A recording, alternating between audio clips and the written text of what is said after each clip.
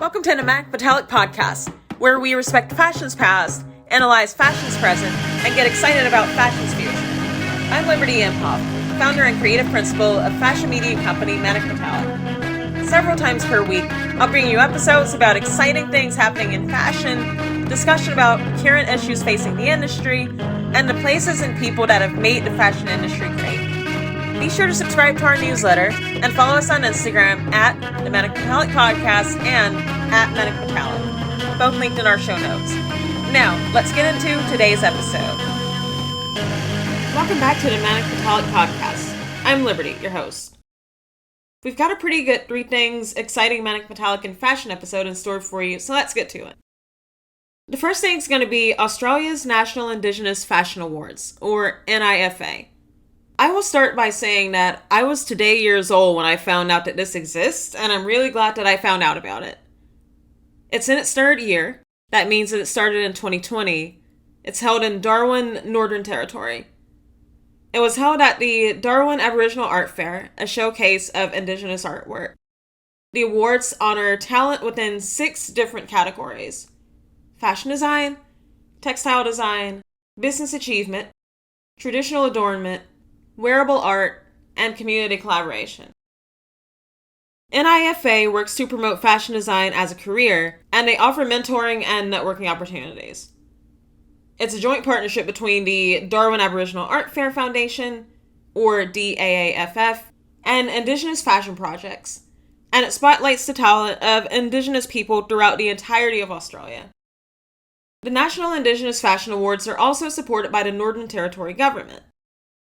I know of no such effort with respect to fashion in the United States, and with this country's fraught history with the Indigenous population here, we should be honoring them in any way that we can. It'd be wonderful if the US could have a way to honor Native American fashion professionals.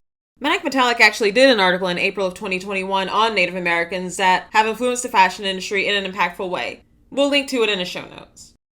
The next thing exciting is his Tommy Hilfiger's Tommy Factory. It's going to happen during the New York Fashion Week Spring-Summer 2023 shows. It was inspired by artist Andy Warhol's The Factory, which was active from the early 1960s to the mid-80s. Tommy Factory is going to be integrated into the Fall 2022 campaign for Tommy Hilfiger. Now here's a little bit about Andy Warhol. He was a master at capturing the societal zeitgeist.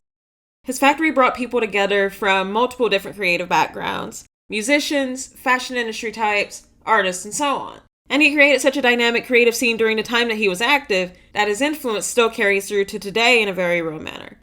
Now, as for how Tommy Hilfiger is tying in the factory concept, he says he's going to be bringing together past, present, and future cultures. Actually, here's his direct quote, which I sourced from WWD. Quote unquote, "We're creating a clash of cultures, past, present, and future, classic and modern. It's really a collision of classics and the future makers." End quote. It's worth noting, I suppose, that Tommy and Andy were friends until Andy stepped in 1987, so this is, in a sense, paying tribute to a friend. Now with Tommy Factory, there will be installations that play with the notion of everyone having their 15 minutes of fame. You might recognize that phrase because Andy invented it. The Tommy Hilfiger ad, which was shot in the Bronx, is going to have Kate and Lila Moss in an ad together for the first time, which, in my honest viewpoint, Lila's modeling skills are not above average in the least, but that's another discussion. So it'll have Kate and Lila Moss along with an assortment of musicians, actors, and artists. Manic Metallic is not a fashion media company that dabbles in entertainment, so that isn't my favorite part of this collaboration, but Andy Warhol did embrace celebrity, and I suppose that if Tommy is doing a replay of The Factory, that he would be remiss to not also do the same. Now, as for actual fashion during the show, there are going to be 80 to 100 different looks on display, which, in my view, that's way too many. It's not very sustainable. But anyway, the company is going to blanket cities, both in the US and international, with ads. And Hilfiger's show is going to happen on September 11th at 7 p.m. at the Skyline Drive-In in Brooklyn. And this is going to be his first time back at New York Fashion Week in 3 years. There's also going to be a metaverse showing along with the in real life showing. And of course, I rolled my eyes at the metaverse pandering, but we'll see how this goes. So overall, while there are components of this showing that I personally am just not interested in, I do really appreciate Hilfiger's tribute to Warhol. Now, the last thing exciting Manic Metallic about fashion this week is Blank's New York Fashion Week Sustainability Exhibition. Blank, to give you a bit of background, is an early stage startup that essentially looks to educate the public about sustainability through cultural experiences. They're multidisciplinary and they work within the food, fashion, and art sectors. They're going to be having a free public exhibition during New York Fashion Week that will highlight brands that imbue their collections with truly sustainable methods from the start of the creation process, as opposed to integrating in sustainability later.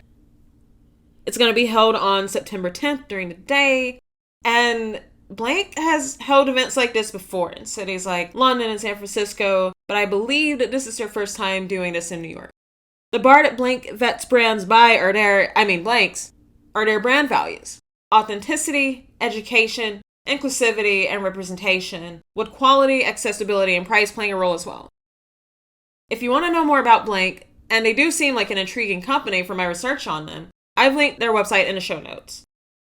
And that's going to be it for this episode. Tune in on Wednesday as we review Gucci Garden. Catch you next time.